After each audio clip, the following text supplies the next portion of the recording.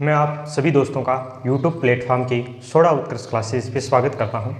जैसा कि हमने पिछली क्लास के अंदर देखा था, हमने सर्किल जो टॉपिक है उसको स्टार्ट किया था। सर्किल टॉपिक के अंदर जीवा को हमने पहले वीडियो में कंप्लीट कर लिया था और जीवा के बारे में जितनी भी थ्योरम थी उनको भी कंप्लीट कर लिया था, मतलब जीवा को कंप्लीटली पढ़ लिया था। अब ये मेरा दूसरा वीडियो है। इसके अंदर मैं आपको बताऊंगा टेंजेंट स्पर्श रेखा क्या होती है और उसकी जितनी भी थ्योरम होती है उसके बारे में भी मैं आपको जानकारी प्रोवाइड करूंगा। अब बात आती है, अब हम आते हैं अपने टॉपिक पर। बात आती है टेंजेंट होती क्या है। तो देखो, मान लो ये कोई हमारा सर्किल है। ये सर्किल सा लग तो नहीं रहा है ना। मान लो ये सर्किल है, ये उसका सेंटर O है। अब मैंने इसकी जो सर्कमफ्रेंस है उसको टच करते हुए एक रेखा खींच देता हूँ। उसको टच करते हुए एक रेखा खींच देता हूँ। रेखा का नाम दे देता हूँ AB। AB रेखा का मैंने नाम दे दिया। अब ये जो AB है, जो इस स्पर्श कर रही है इस सर्किल को, इस रेखा को क्या कहते हैं? इस रेखा को ही स्पर्श रेखा कहते हैं। इस रेखा को ही स्पर्श रेखा कहते हैं। देखो, ध्यान देने योग्य बात यह है कि जो स्पर्श रेखा जो होती है वह सर्किल के ओनली एक बिंदु पर टच करती है। यानी सर्किल में अनंत बिंदु होते हैं, उनमें से ओनली एक बिंदु होता है, मान लो उसको D मान लो, ओनली एक बिंदु पर ही टच करती है। सर्किल की जो सर्कमफ्रेंस पर ओनली एक बिंदु को ही टच करती है, एक बिंदु से ही गुजरती है। पहली बात तो ये हो गई कि एक बिंदु से ही जो स्पर्श रेखा होती है वो ओनली एक बिंदु से गुजरती है। ठीक है, एक बिंदु से गुजरती है। अब ध्यान से सुनो, अगर वो एकमात्र जो बिंदु है उस बिंदु को और इस सेंटर को अगर मैं मिला दूं, इस सेंटर को और उस बिंदु को अगर मैं मिला दूं, तो जो ये हमारी जो R है, इस R और जो ये स्पर्श रेखा बनी है, इन दोनों के बीच में हमेशा समकोण अर्थात 90 डिग्री का कोण बनने वाला है। समझ में आई बात? यानी वो जो एकमात्र जो बिंदु होता है उस बिंदु को क्या कहते हैं? उस बिंदु को बोलते हैं स्पर्श बिंदु। उस बिंदु को बोलते हैं स्पर्श बिंदु और इस रेखा को बोलते हैं स्पर्श रेखा। अगर मैं स्पर्श रेखा और ये हमारा है सेंटर, इस सेंटर को और इस स्पर्श बिंदु को अगर मिला दूं तो जो ये R बनती है, इस R और ये जो स्पर्श रेखा है इसके बीच में हमेशा समकोण बनता है। बात आती है, कहने का मतलब है AB लंबवत OD। ये बात ध्यान रखने योग्य है। AB लंबवत OD, ये हमारी मुख्य चीज़ है।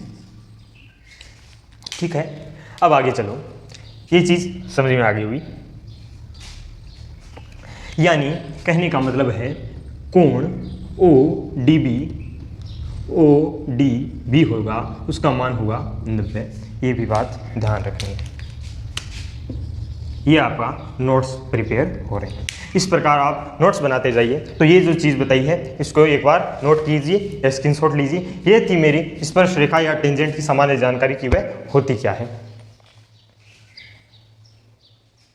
चलो, नोट तो हो गया होगा। नोट तो कौन करता है? स्क्रीनशॉट ले लिया करो।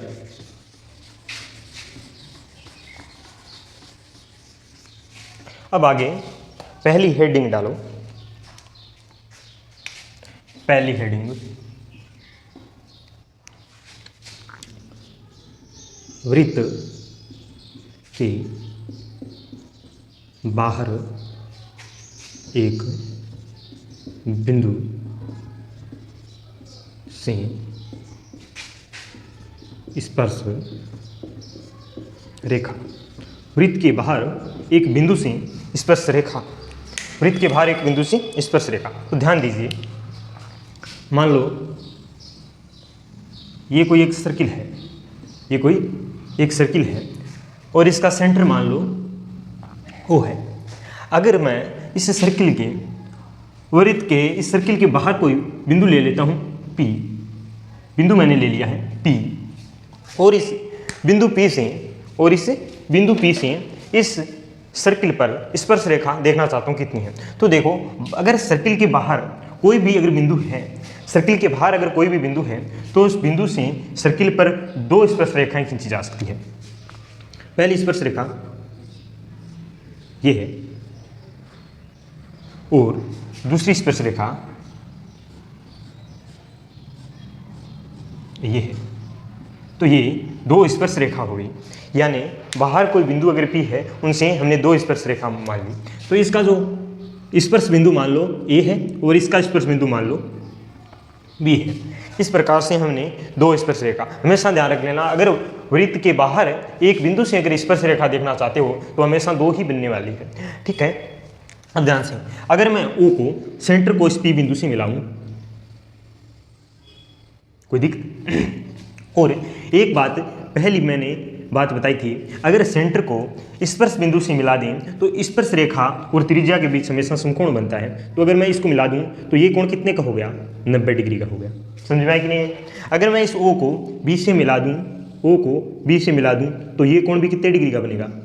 90 डिग्री का बनेगा। ये कोण भी कितने डिग्री का बनेगा? 90 डिग्री का। ये कोण भी कितने डिग्री का बनेगा? 90 डिग्री का बनेगा। एक बात ध्यान से सुनो। क्या बात? पहली बात, अगर मैं कहूँ आपको ओ ए बराबर ओ बी, क्या सकते हैं? ओ ए बराबर ओ बी, दोनों आर आर है, वृत्त की आर है, बराबर होनी है। दूसरी बात, कोण ए बराबर कोण बी, ये भी बात सत्य होगी। कोण ए भी समकोण है और कोण बी भी समकोण है, तो कोण ए बराबर कोण बी, ठीक है। अब देखो ओ पी बराबर ओ पी, अगर मैं ऊपर वाले ट्राइंगल में देखूं तो OP है, नीचे वाले ट्राइंगल में भी OP है, तो OP बराबर OP। ये तीन चीज़ें अगर फुलफिल हो रही है, ये तीन चीज़ें अगर फुलफिल हो रही है, किसी भी त्रिभुज में अगर तीन चीज़ फुलफिल होती है तो वह क्या होते हैं? सर्वांगसम होते हैं। तो ये दोनों त्रिभुज भी क्या है? सर्वांगसम है, अर्थात तो इनके सभी अंग क्या है? बराबर है। तो मैं कह सकता हूँ ट्राइंगल, तो मैं इस बात से कह सकता हूँ ट्राइंगल OAP सर्वांगसम ट्राइंगल OBP, ये मैं चीज़ कह सकता हूँ कि दोनों ट्राइंगल क्या होंगे? सर्वांगसम होंगे। तो ये बात मैं कह सकता हूँ। तो ये बात हमने मान ली कि ये ऊपर वाला जो ट्राइंगल है और नीचे वाला ट्राइंगल है, सर्वांगसम है। इससे मैं ये भी बात कर सकता हूँ, कि जो AP है वो बराबर है BP के, AP है जो बराबर है BP के, ये बात भी कह सकता हूँ। तो ये चीज़ मैंने सिद्ध कर दी। क्या सिद्ध कर दी?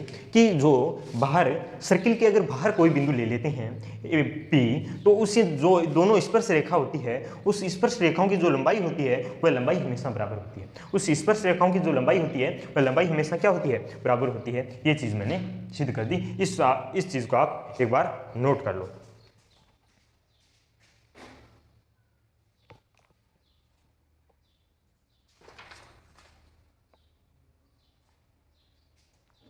ठीक है, कुछ चीज़ों और देखो, जैसे अगर ये भी ये दोनों अगर सर्वांगसम हैं तो एक बात और कह दूं, अगर मैं ये कोण अल्फा मानूं तो क्या ये भी अल्फा होगा कि नहीं होगा?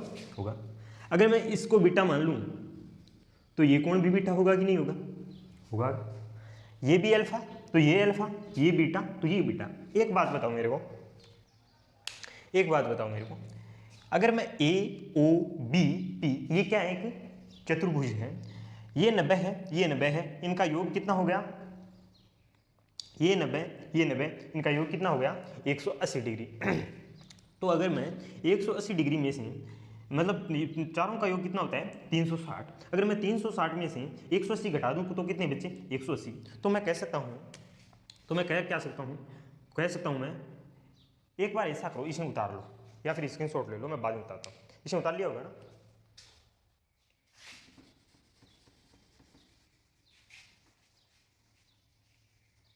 अब देखो, तो मैं इससे ये बात कह सकता हूँ कि 2 अल्फा प्लस 2 बीटा बराबर 180 डिग्री, ये बात कह सकता हूँ ना? 2 अल्फा प्लस 2 बीटा बराबर 180 डिग्री। अगर मैं 2 को कॉमन ले लूँ तो अल्फा प्लस बीटा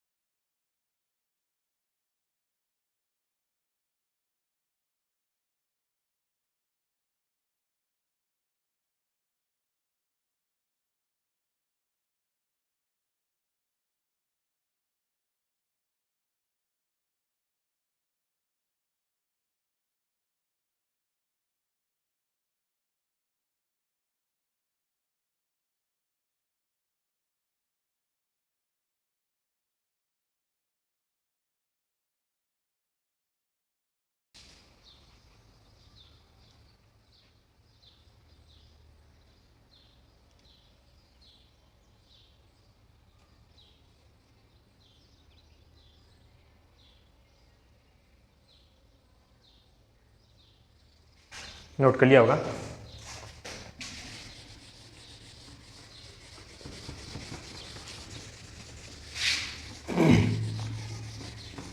अब आगे देखो,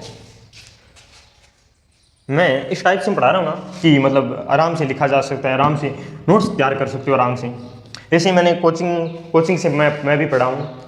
जितने भी मैथमेटिक के जो टीचर होते हैं वो ज़्यादातर सवाल पे ध्यान देते हैं, उससे क्या होता है कि लिख नहीं पाते, नोट्स नहीं बना पाते, नोट्स प्रिपेयर नहीं कर पाते, बहुत दिक्कत होती है। ज़्यादातर कोचिंगों में जाते हैं तो मैथ के जो टीचर होते हैं उसमें जो मैथ के नोट्स होते हैं वो ज़्यादातर बच्चे स्वयं प्रिपेयर कर लेते हैं तो बढ़िया है, लेकिन टीचर के द्वारा बहुत कम चांस होता है कि वह प्रिपेयर करे। तो मैं इस टाइप से पढ़ा रहा हूँ कि आप आराम से मेरे क्लास को लेके आराम से मतलब अपने नोट्स को प्रिपेयर कर सकते हैं और समझ भी आ रहा है, मतलब हर चीज़ को मैं लिख रहा हूँ।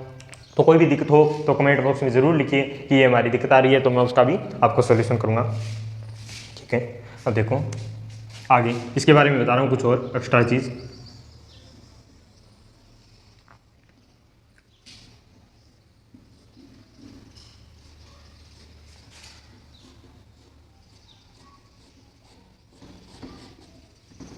ये हमारा बिंदु P है, ये मान लो A है और ये मान लो P है, ये मान लो सेंटर O है।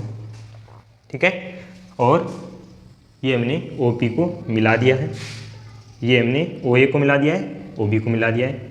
ये 90 डिग्री है, ये 90 डिग्री है। एक बात ध्यान से सुनो, एक बात ध्यान से सुनो, अगर ये बहुत कम लोगों को पता होती है, अगर हम A को और B को मिला दूं, A और B को अगर मैं मिला दूं तो ये जो OP है और ये AB है ये हमेशा 90 डिग्री पर काटेंगे, ये कोण भी हमेशा 90 डिग्री होगा। ये बात ध्यान रखिए, ये बहुत इंपॉर्टेंट बात है। यानी अगर मैं इस AB को मिला दूं तो AB और जो OP है ये हमेशा लंबवत होंगे, और लंबवत होने का कारण भी मैं आपको पहले बताता हूं। कारण ये है कि जो OAPB है ये एक पतंग है, और पतंग आपको मैं पढ़ाऊंगा चतुर्भुज के अंदर। और पतंग के जो विकिरण होते हैं वह विकिरण हमेशा समकोण बनाते हैं, पतंग के विकिरण हमेशा समकोण बनाते हैं। और OAPB पतंग भी है और चक्रीय चतुर्भुज भी है, ये दोनों हैं। तो दोनों होने के कारण, ये पतंग होने के कारण इसके जो दोनों विकिरण हैं वे विकिरण 90 डिग्री पर काट रहे हैं। ठीक है, कोई दिक्कत, इस कारण ये 90 डिग्री पर काट रहे हैं। एक बात सुनो, ये हमने माना था अल्फा, ये हमने माना था अल्फा, ये हमने माना था बीटा, और ये हमने माना था बीटा। कोई दिक्कत, ये अल्फा, ये बीटा, ये बीटा। ठीक है, अल्फा और बीटा का योग कितना था? मैंने कहा था अल्फा प्लस बीटा बराबर 90 डिग्री। कहा था कि नहीं कहा था? अब ध्यान से सुनो, अगर ये कोण 90 डिग्री है, ये कोण बीटा है, तो ये कोण कितना होगा? अगर इन दोनों का योग 90 डिग्री है तो इन दोनों का योग भी कितना होगा? 90 डिग्री होगा। तो ये कोण कितना हो गया? अल्फा। तो ये कोण भी कितना हो गया? अल्फा। समझ रहे हो कि नहीं समझ रहे हो? अगर ये 90 डिग्री है, ये समकोण है, तो ये भी अल्फा है, तो ये कितना हो गया? बीटा। और ये कितना हो गया? बीटा। इस बात का ध्यान रखें कि जितना कोण ये होगा उतना कोण ये होगा, और समझा भी दिया है क्यों होगा। ये कोण बीटा है तो ये कोण भी बीटा होगा, ये कोण अल्फा है तो ये कोण। इससे ये जो मैंने डायग्राम बनाया है उस डायग्राम को दिमाग में रखो, ये कोण जितना है जितना ही ये कोण होगा, जितना ये कोण है उतना ही ये कोण होगा। ये 1 2 3 4 ये चारों कोण समान होंगे, और ये चारों कोण भी क्या होंगे? समान होंगे। ये चारों कोण समान होंगे और ये चारों कोण समान होंगे। ये बात ध्यान रखनी है, बहुत इंपॉर्टेंट बात है। और ये बात तो ध्यान रखनी है कि अल्फा प्लस बीटा बराबर 90 डिग्री, अल्फा प्लस बीटा बराबर 90 डिग्री, अल्फा प्लस बीटा बराबर 90 डिग्री, अल्फा प्लस बीटा बराबर 90 डिग्री, अल्फा प्लस बीटा बराबर 90 डिग्री। इसमें ये तीनों कोण alpha beta 90, alpha beta 90, alpha beta 90, alpha beta 90। तो मैं इससे एक बात तो सिद्ध होती है। क्या सिद्ध होती है? ध्यान से सुनो। क्या त्रिभुज, यहाँ मैं मान लो भी आर मान लो, तो ओ आर ए तथा त्रिभुज ए आर पी, त्रिभुज ओ आर बी, त्रिभुज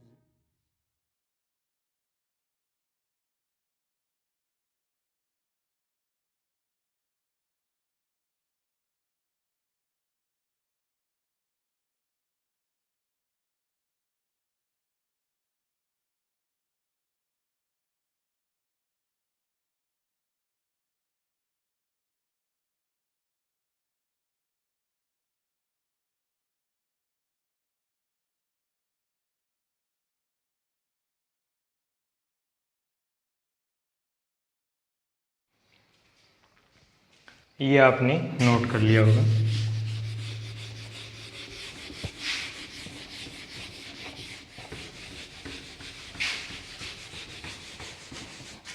अब देखो, अब एक मैं आपको बताता हूँ, एक थ्योरम होती है मैथमेटिक्स में, हमारे जो 10th क्लास होती है उसमें भी आती है, और हमारे भी CGL की या अन्य प्रतियोगिता परीक्षा में भी पूछी जा सकती है। वो थ्योरम देखो क्या है।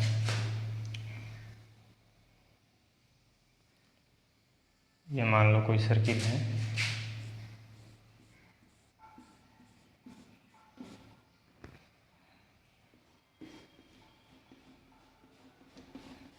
ये कोई टेंजेंट मान लो P है, ये टेंजेंट P है।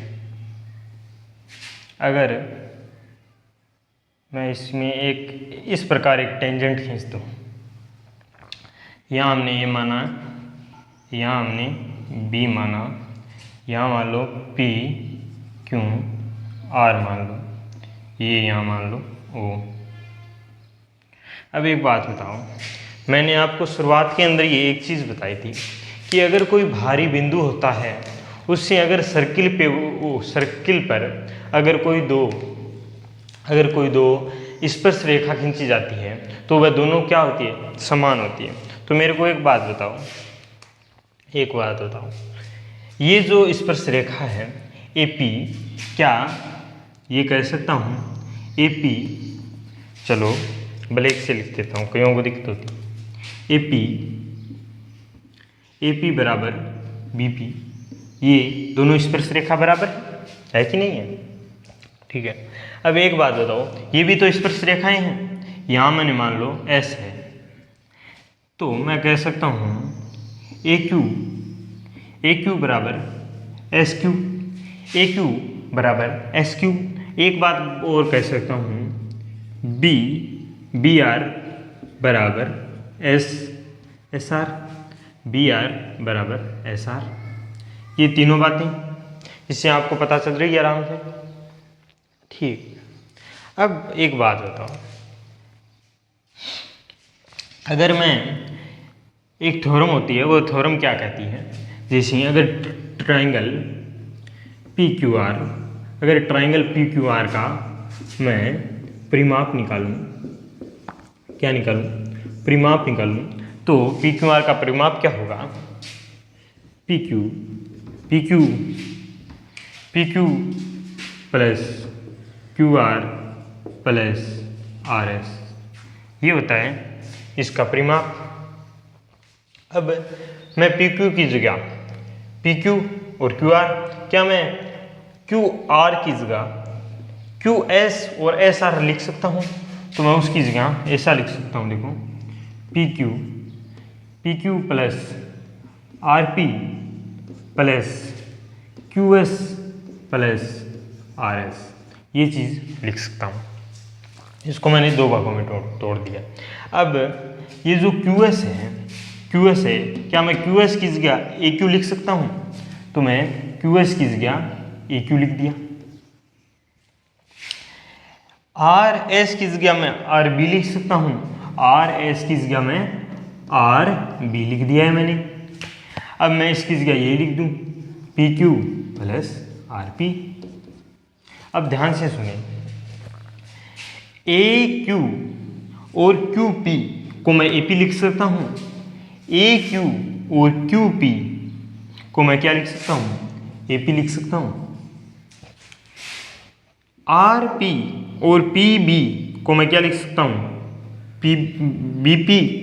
तो इन दोनों का योग कितना हो गया, PP। ध्यान से सुनिए, AP और BP, ये क्या है, स्पर्श रेखाओं का योग। ध्यान से सुने, PQR का जो हमेशा परिमाप होगा वह दोनों स्पर्श रेखाओं के योग के बराबर होगा। यही बात बताने जा रहा था। पहली तो बात ये, जो PQR है उसका जो परिमाप है दोनों के स्पर्श रेखाओं के योग के बराबर होगा। ये इस प्रकार से होता है। ये थी एक हमारी थ्योरम है, जो थ्योरम है ये थ्योरम उतार लो।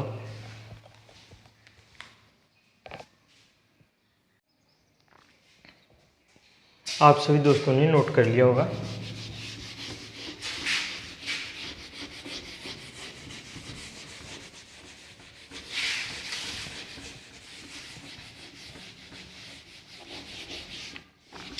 अब देखो अगली हेडिंग,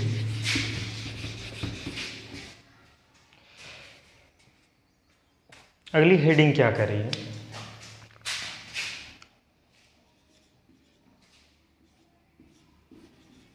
एकांतर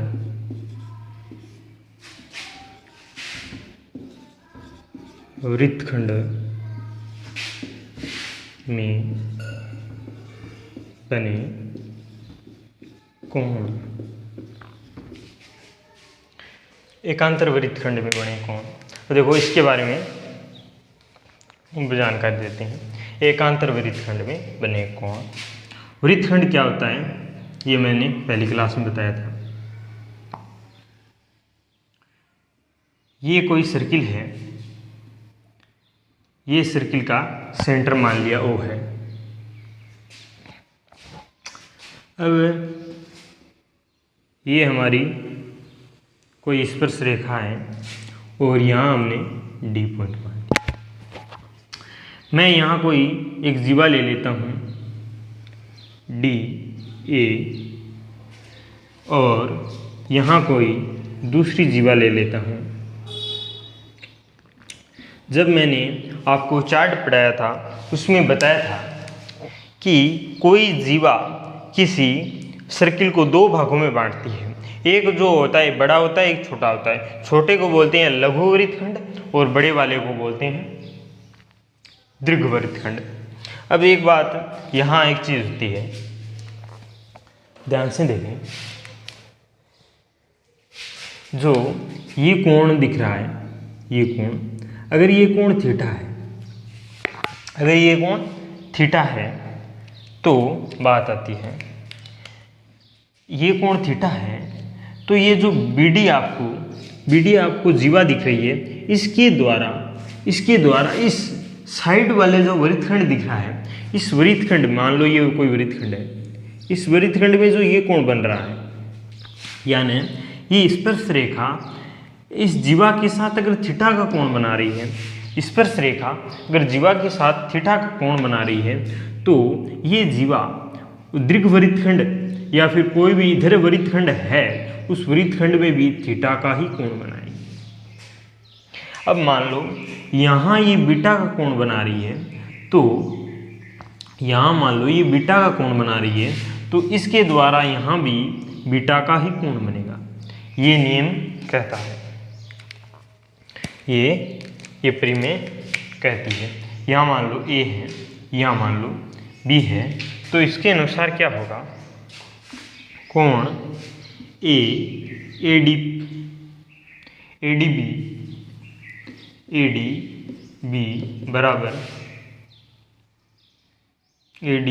बराबर कोण DAB तथा कोण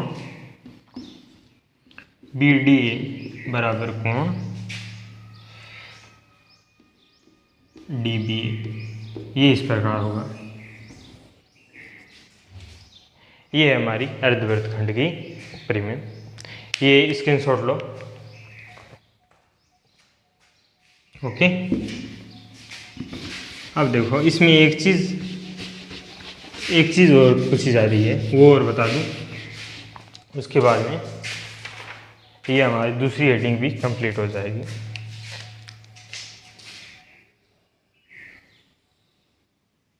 ये मान लो कोई सर्किल है और ये कोई स्पर्श रेखा है, ये पहली जीवा, ये दूसरी जीवा, और मैंने इसको इस प्रकार से मिला दिया, ठीक है। यहाँ D मान लो, यहाँ मान लो A, यहाँ मान लो B, यहाँ मान लो C। ये है PQ टेंजेंट, ठीक है। अगर मैं इसको AB को DC मिला दूँ, ध्यान से देखो, पहले तो बताओ ABCD क्या है, एक चक्रीय चतुर्भुज है, और चक्रीय चतुर्भुज के आमने सामने कोण 180 डिग्री होती हैं। और पहले बताओ, अब ये बता रहा हूँ मैं 180 डिग्री होता क्यों है, इसका देखो ये कोण मान लो एल्फा है, ये कोण एल्फा है तो ये कितना होगा एल्फा। दूसरी बात ये कोण मान लो बीटा है तो ये कोण कितना होगा बीटा होगा। एक बात बताओ मेरे को, एक सरल रेखा पर बने कोणों का योग कितना होता है 180 डिग्री। तो मैं यहाँ से कह सकता हूँ, क्या कह सकता हूँ मैं, एल्फा प्लस बीटा बराबर कितने हैं 180 डिग्री। ये बात कह सकता हूँ कि नहीं कह सकता। इस कारण एक चक्रीय चतुर्भुज के सम्मुख कोणों का योग 180 डिग्री होता है। अब क्यों होता है ये आपके समझ में आ गया। मैंने ये पिछली क्लास में कहा था कि मैं अगली क्लास में बताऊंगा कि एल्फा चक्रीय चतुर्भुज के आमने सामने कोण का योग 180 डिग्री क्यों होता है, ये इस प्रकार से होता है। ठीक है, ये भी नोट कर लो, फिर आगे बताता हूँ।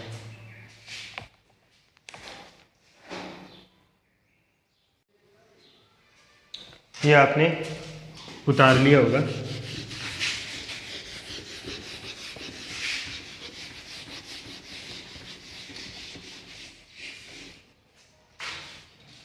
अब देखो तीसरी हेडिंग देखो,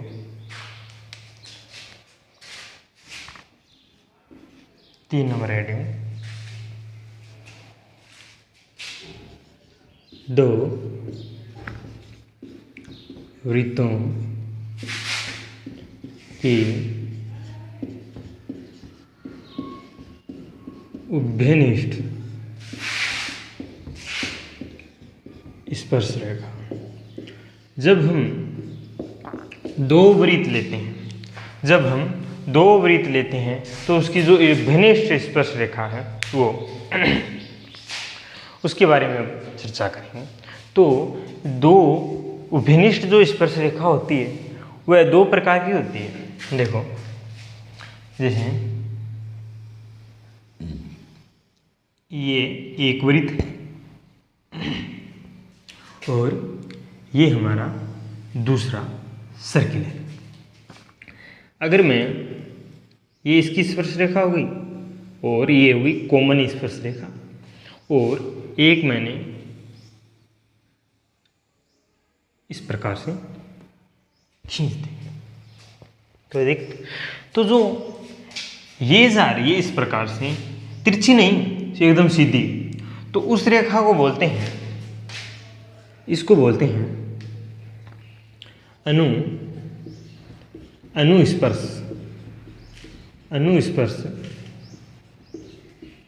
रेखा। 2 मिनट रुकना, ठीक है। तो इसे बोलते हैं अनुस्पर्श रेखा, और इस रेखा को बोलते हैं अनुप्रस्थ रेखा। अनुप्रस्थ रेखा। ऊपर वाली को बोलते हैं अनुस्पर्श रेखा और इसको बोलते हैं अनुप्रस्थ रेखा। इसका दूसरा नाम भी होता है तिर्यक उभयनिष्ठ रेखा। तिर्यक उभयनिष्ठ रेखा भी इस रेखा को बोलते हैं। तो उभयनिष्ठ जो स्पर्श रेखा दो प्रकार की होती है, एक तो अनुस्पर्श रेखा और एक अनुप्रस्थ रेखा। इसे तिर्यक उभयनिष्ठ रेखा भी कहते हैं। ये देख लो, नोट कर लो, ये नोट हुआ हुआ। अब आगे देखो, अब बात आती है कौन से टाइपों में कितनी स्पर्श रेखा होती है, कितनी उभयनिष्ठ स्पर्श रेखाएं होती है, वो हम जान लेंगे। पहला देखो, अगर वृत्त इस प्रकार हो, दूसरा अगर वृत्त इस टाइप से हो, ठीक है, और तीसरा अगर वृत्त इस प्रकार हो, और चौथा अगर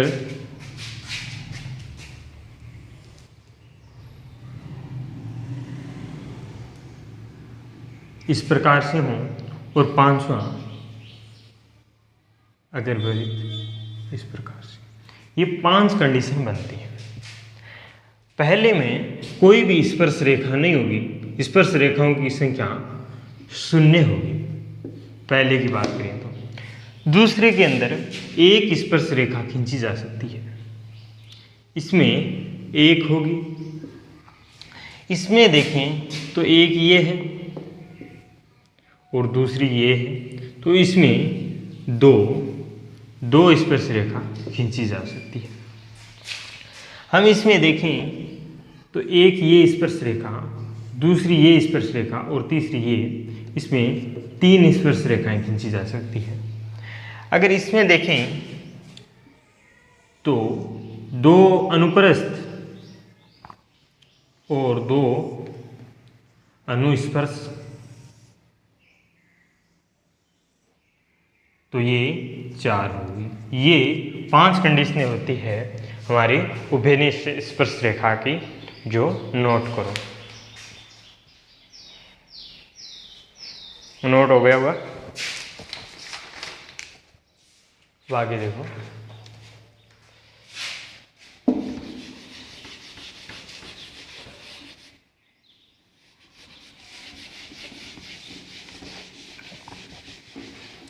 टेंशन मत लो, मेरे पास नोट्स का भंडारा है, ठीक है। अब देखो, अब आती है इस पर कुछ थ्योरम है, 2 थ्योरम है, वो थ्योरम और देख लो। ये एक सर्किल है, ये एक बड़ा सर्किल है,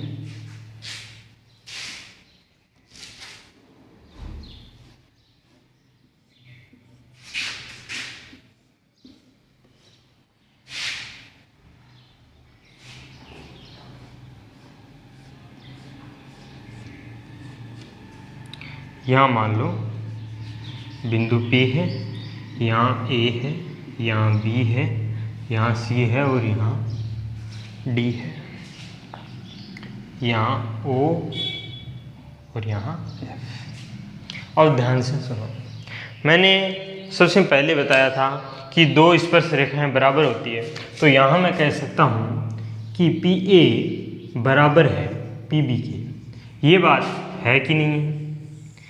PA बराबर है PB के, और मैं यहाँ देखूँ तो PC बराबर है PD की। PC बराबर है PD की। अब देखो, यहाँ देखो ध्यान से, मैंने यहाँ लिखा था PC बराबर है PD की। क्या मैं PC को PA और AC लिख सकता हूँ? तो PA प्लस AC बराबर PD को PB और BC लिख सकता हूँ,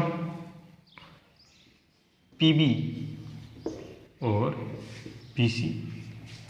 अब ध्यान से सुनो, यहाँ मैंने लिखा था PA और PB, PA और PB ये दोनों समान हैं, तो समान से कैंसिल हो गए और AC का मान BC के बराबर है। तो ये बहुत इंपॉर्टेंट थ्योरम है, तो इसको भी नोट्स में सम्मिलित कर। यानी इस प्रकार की कंडीशन मिले तो AC BD सॉरी वहाँ BD है, वहाँ D है, यहाँ D है, BD के बराबर होगा। ऐसी कंडीशन में AC BD के बराबर होगा। इसका नोट करो, आगे होते हो मतलब।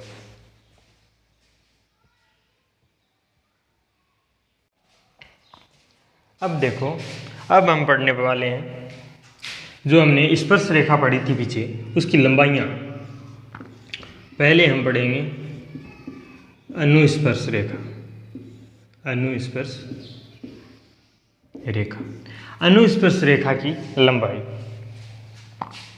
लंबाई की बात करते हैं। तो देखो, ये एक हमारा सर्किल है, ये दूसरा सर्किल है, ये हमारी होगी अनुस्पर्श रेखा।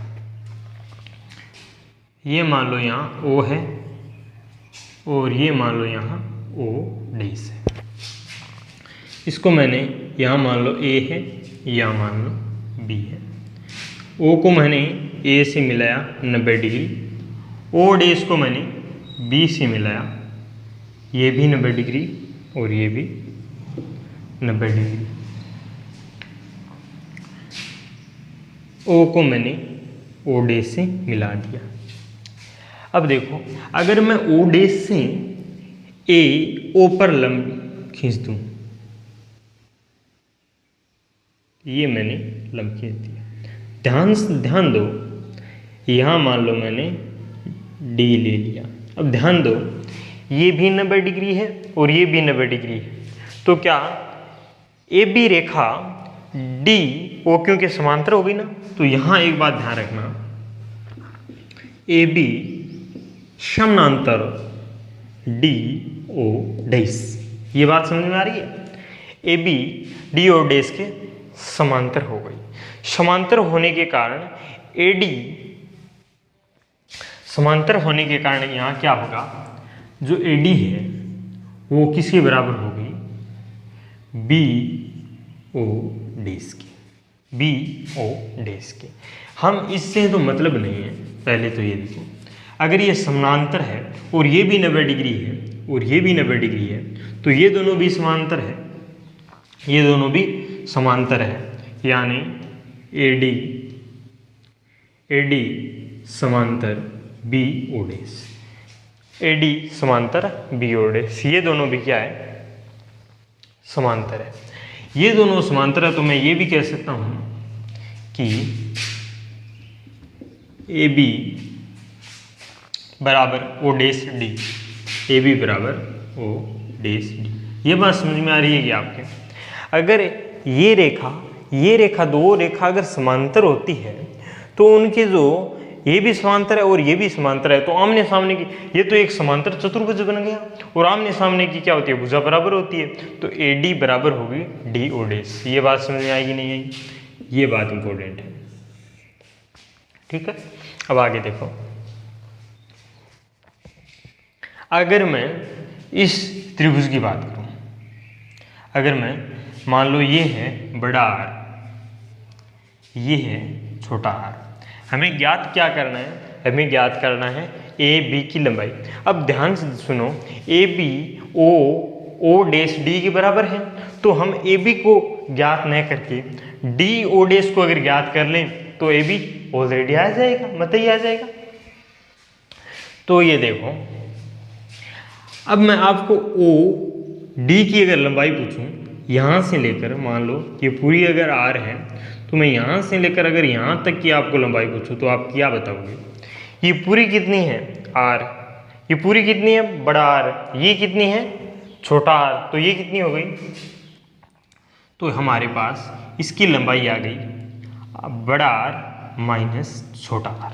समझ में आई, बड़ा R माइनस छोटा r, और ये O डैश है दोनों से केंद्रों की दूरी, और ये हमें निकालनी है। अब ध्यान से सुनिए, अगर हम दोनों केंद्रों की दूरी को मान लें L मान लें, अगर मैं दोनों से केंद्रों की दूरी को क्या मान लूँ, L मान लूँ, हमें निकालनी क्या है DO डैश। तो ध्यान से सुनिए, DO डैश बराबर मैं क्या लिख सकता हूँ, DO डैश बराबर मैं क्या लिख सकता हूँ, L की स्क्वायर माइनस R बड़ा R माइनस छोटा r की स्क्वायर का रूट। ये बात समझ में आई। तो ये इस प्रकार से हमने सूत्र को व्युत्पन्न कर दिया, ये नोट कर लो।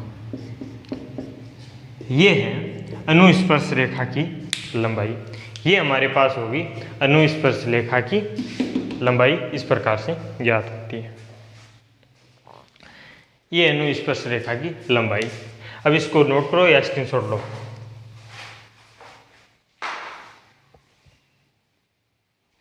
ठीक है, नोट हो गया होगा।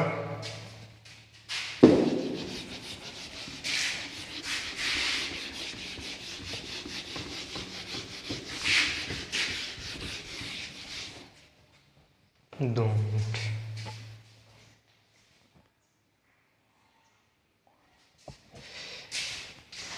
ठीक है। अब क्या करना था, वो पीछे वाला है, पीछे वाला ही बताया है अनुस्पर्श रेखा, उसमें एक चीज़ करना है, आपको कुछ नहीं करना। पीछे वाले आना, उसमें आपको कुछ नहीं करना। मैं आपको एक शॉर्ट ट्रिक बताता हूँ। ये इसको मान ले 90 डिग्री, इसको मान ले L, ये मान लो बड़ा R माइनस छोटा r, और इसको मान लो, आपको जो ज्ञात करना है ये क्या है, स्पर्श रेखा।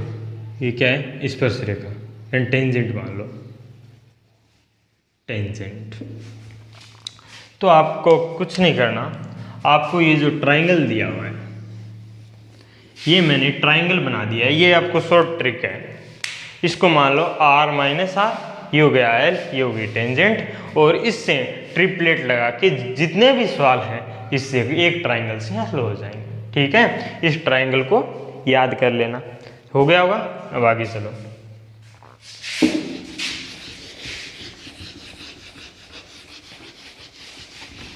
अब मैं बताता हूँ तिर्यक रेखा या फिर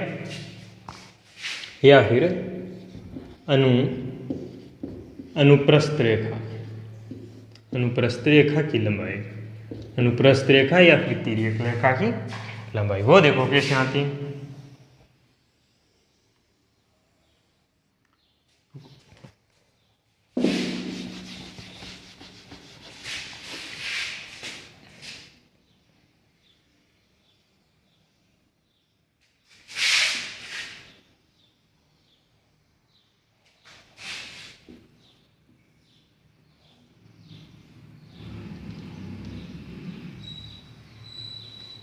ये एक तिर्यक रेखा है, यहाँ मान लो O है, यहाँ मान लो OD है, और ये लंब है, ये इस पर लंब है। ये मैंने OD को मिला दिया और इसकी लंबाई दे दी L। कोई दिक्कत, यानी OD की लंबाई है L। कोई दिक्कत, कोई दिक्कत नहीं। अब ध्यान से सुनो, अब देखो, अगर मैं OD के समांतर एक रेखा खींचता हूँ, ये इसके समांतर एक रेखा है, यहाँ मान लो A है, यहाँ मान लो B है, ये मैंने इसके समांतर एक रेखा खींची, ये हमारा R है और ये छोटा r है। अगर समांतर रेखा खींची तो ये R है, तो ये भी कितना है, R है। हमें ज्ञात क्या करना है, हमें AB ज्ञात करना है, ये 90 डिग्री है। अब ध्यान से सुनो, ये ट्राइंगल उठा लो, हमें तो ज्ञात क्या करना है, AB। अगर इसकी लंबाई L है तो इसकी भी लंबाई L है। अगर हमें AB ज्ञात करना है तो AB ज्ञात कर सकते हैं हम, कैसे, जैसे AB है, अगर मैं AB का मान ज्ञात करूं तो ये L है, L की स्क्वायर माइनस L की स्क्वायर माइनस ये R है, ये छोटा r है, दोनों को जोड़ दो तो R प्लस R की होल स्क्वायर का रूट। तो ये हमारा AB ज्ञात हो गया, ये हमारा AB ज्ञात हो गया। इस प्रकार से हमने AB ज्ञात कर लिया।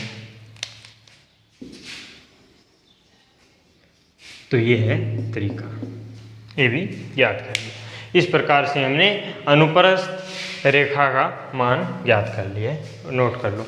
अब इसमें क्या होता है, अगर आप ट्राइंगल से याद करना चाहते हो, इसमें भी ट्राइंगल याद कर लो। ये तो हमारी है वो रेखा, क्या है, टेंजेंट, और ये हमारा L है, और ये क्या है, R प्लस R। आप इसे याद कर लो और सभी इसमें ट्रिपलेट लगाते जाओ, ये नोट कर लो।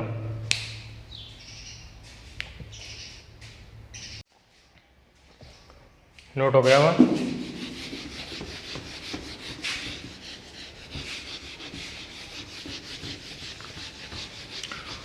ये जो टेंजेंट टॉपिक है वो वास्तव में बहुत बड़ा टॉपिक है, वैसे देखें तो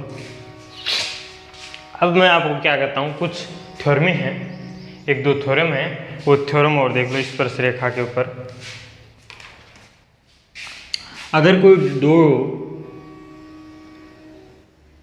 सर्किल स्पर्श कर रहे हैं इस प्रकार से, तो ये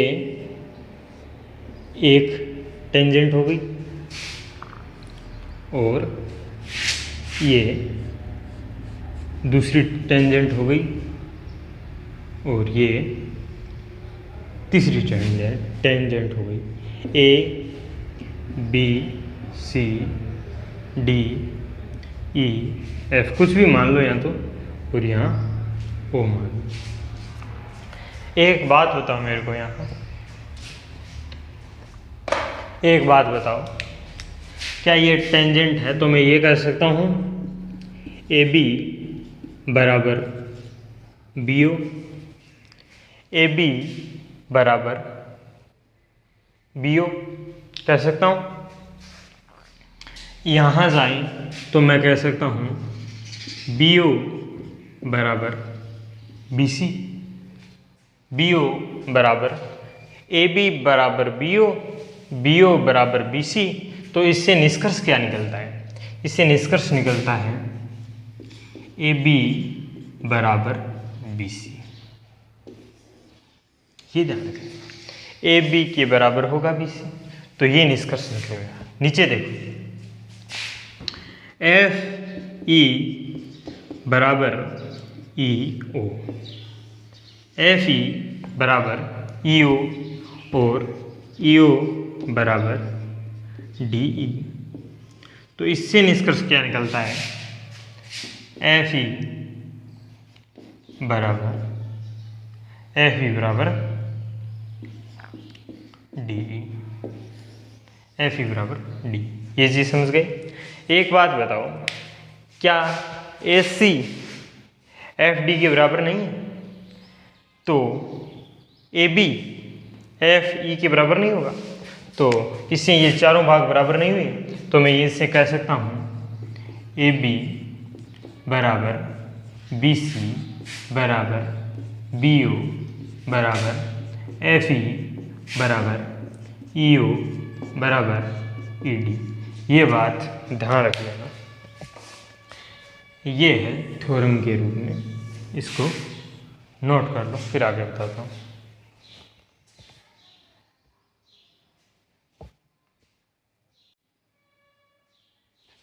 नोट कर लिया होगा।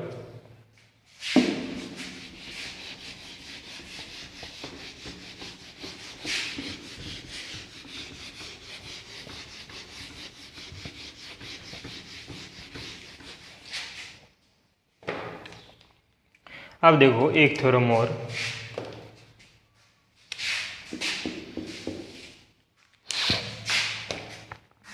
ये एक सर्किल है, ये दूसरा सर्किल है, ये कोई टेंजेंट है, यहाँ ए मान लो, यहाँ बी मान लो, और यहाँ एक और टेंजेंट मान लो।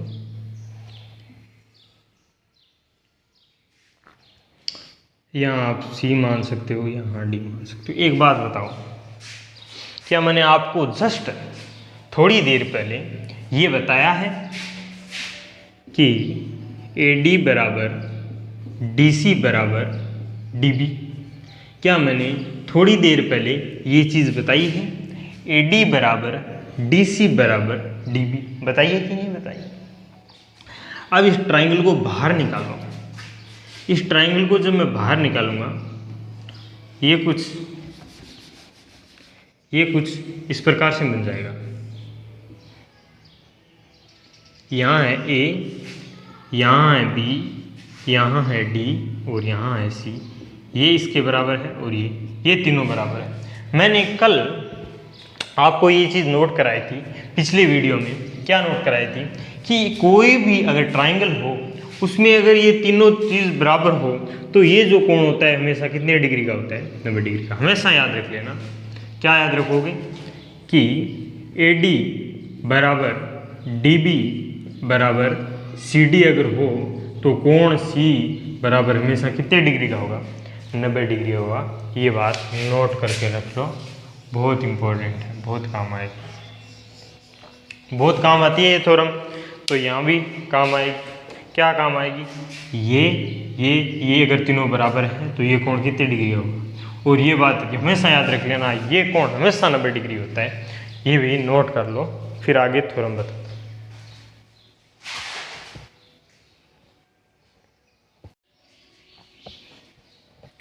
नोट कर लिया होगा।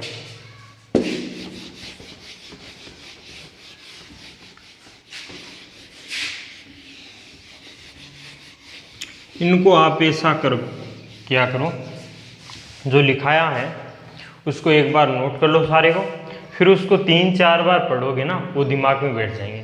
लेकिन अगर आप नोट्स ही नहीं बनाओगे और डायरेक्ट सवाल निकाल रहे हो ना, तो उसका कुछ बेनिफिट नहीं होने वाला। पहले जितनी भी थ्योरम हैं उनके नोट्स प्रिपेयर कर लो। नोट्स प्रिपेयर होने के बाद में उसको 2-3 बार खुद पढ़ो।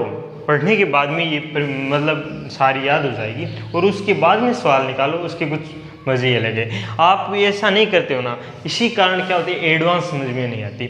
आपकी जो दूसरी एक किताब होती है ना, अर्थमेटिक, वो तो बच्चों की समझ में आ जाती है, एडवांस ज़्यादातर बच्चों की समझ में नहीं आती। उसका कारण यही है कि नोट्स नहीं प्रिपेयर है। अगर नोट्स प्रिपेयर है ना, जिस दोस्त के मेरे नोट्स प्रिपेयर है ना, वो आराम से एडवांस को हैंडल कर सकता है। तो इस कारण नोट्स प्रिपेयर करना इंपॉर्टेंट है, ठीक है। अब अगली थ्योरम देखो। अगली थ्योरम में एक नाम आता है, एक चीज़ आती है, क्या आती है, स्पर्श रेखा के अलावा दूसरा नाम इसमें आ जाता है छेदिका। क्या नाम आ जाता है, दूसरा नाम आ जाता है छेदिका। तो यहाँ बात अटक जाती है, छेदिका क्या होती है। तो देखो, कोई भी अगर सर्किल है, कोई भी अगर सर्किल मैं अगर सर्किल ले लूँ, तो उसमें अगर मैं इस सर्किल को काटते हुए एक रेखा खींच दूँ, स्पर्श करते हुए नहीं, काटते हुए एक रेखा खींच दूँ, तो इसी रेखा को क्या बोलते हैं, छेदिका कहते हैं। इसी रेखा को क्या कहते हैं, छेदिका। तो ये चीज़ ध्यान रखने वाली है। अगर स्पर्श करते हुए खींचें तो वह तो स्पर्श रेखा हो गई, और काटते हुए खींचें तो वह क्या हो गई, छेदिका हो गई। तो इस पे कुछ थ्योरम हैं, ये नोट कर लो, फिर आगे बताता हूँ। इस पे कुछ थ्योरम है।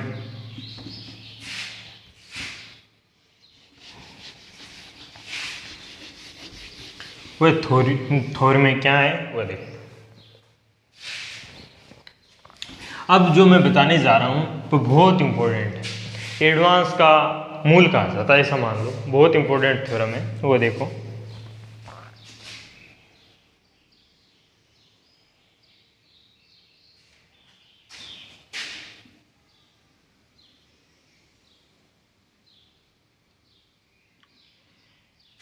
बहुत इंपॉर्टेंट थ्योरम है, जरा ध्यान से देखिए। ये मैंने 2 जीवा मान लो, जीवा ले ली,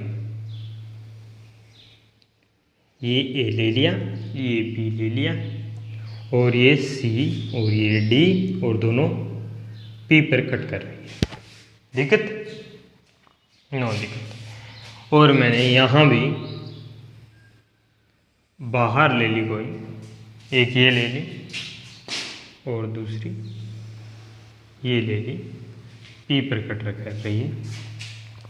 यहाँ एक की लंबाई थी ए बी, तो इसकी लंबाई मैं ले लूँ ए बी, और दूसरी की थी सी डी, तो मैं इसकी लंबाई ले लूँ सी डी। अब ध्यान से देखिए, इसमें होता क्या है,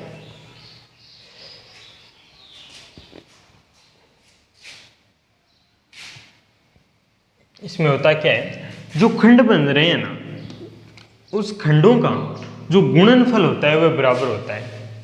कैसे, जैसे इसमें देखें तो इसमें P A into P B बराबर होगा P C into P D. ये बात ध्यान रखनी है, P A into P B P C बराबर PC इंटू PD, ये दोनों क्या होगी, बराबर होगी। ये दोनों क्या होगी, यही इसमें लागू होगा।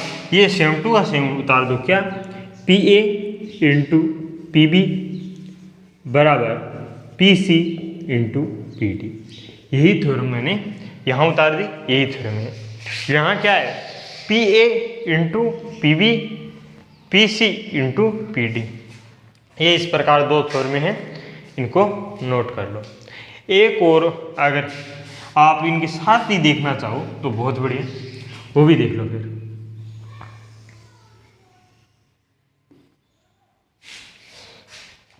अगर एक तो स्पर्श रेखा है और दूसरी मैंने कोई ऐसे ले ली, यहाँ तो P है ही, यहाँ मान लो AB है और यहाँ C मान लो या D मान लो। इसमें क्या होता है, इसमें ये PA PB, तो लिखो PA इंटू PB बराबर क्या हो जाएगा, यहाँ तो क्या था, ऐसा था, यहाँ क्या हो जाएगा, PC की स्क्वायर हो जाएगी, ये PC की स्क्वायर। ये तीन थ्योरम है, इन तीन थ्योरमों को नोट कर लो। फर्स्ट थ्योरम, ये इस प्रकार हो तो भी ये लागू होती है, और ये थर्ड थ्योरम। तो इस प्रकार से ये तीन है, फर्स्ट सेकंड और थर्ड। इसको नोट कर रहा हूँ।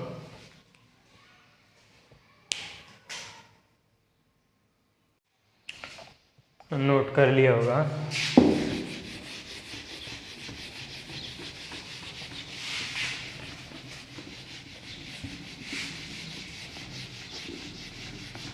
अब देखो, इसी पर आधारित एक थ्योरम है।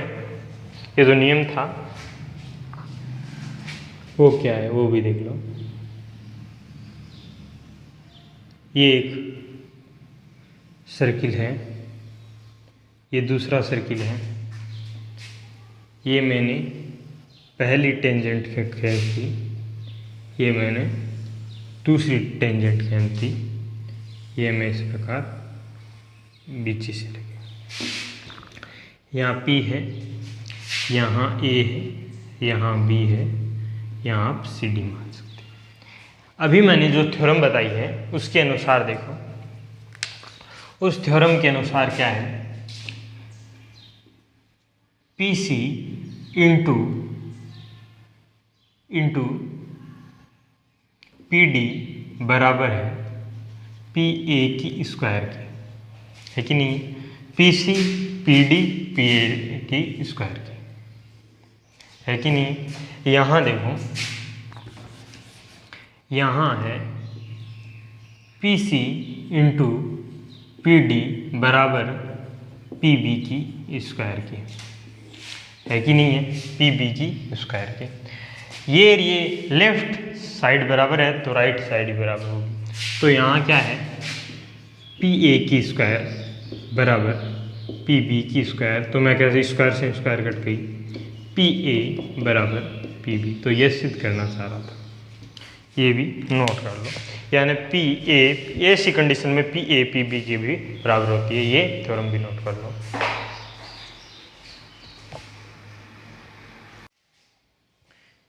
ये नोट कर लिया होगा। अब दो थ्योरम और बता देता हूँ, उसके बाद और थ्योरम नहीं है।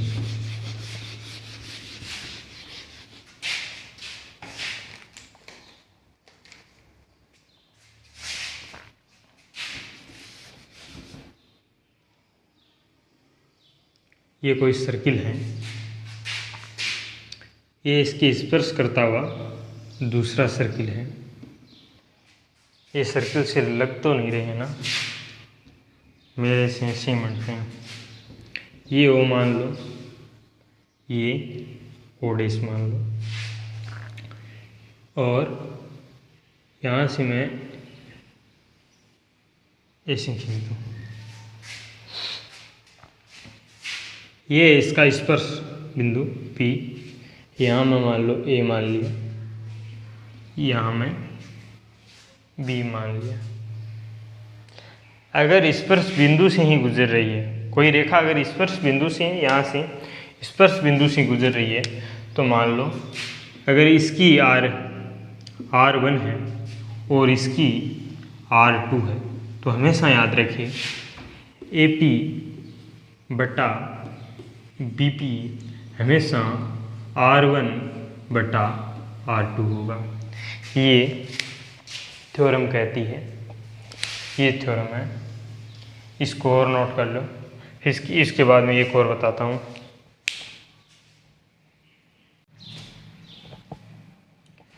नोट कर लिया होगा। एक थ्योरम और देख लो।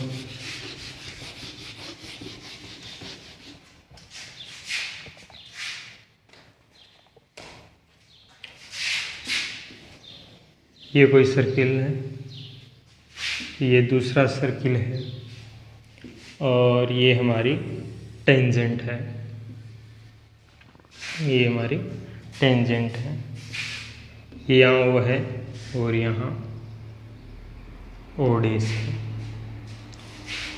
और ये आगे जाके ऐसे मिल रही है और मैंने ओ ओडेस को अगर मिला के आगे बढ़ा दिया और ये दोनों अगर बी पर काट रहे हैं, यहाँ मैंने ए, यहाँ मैंने बी रख, ये है R1 और ये है R2। तो इसी में भी एक नियम लगता है। क्या नियम लगता है वो भी लिख लो। BO बटा BO डेस बराबर R1 बटा R2। तो ये भी नियम है, ये दूसरी थ्योरम है, ये भी नोट कर लो।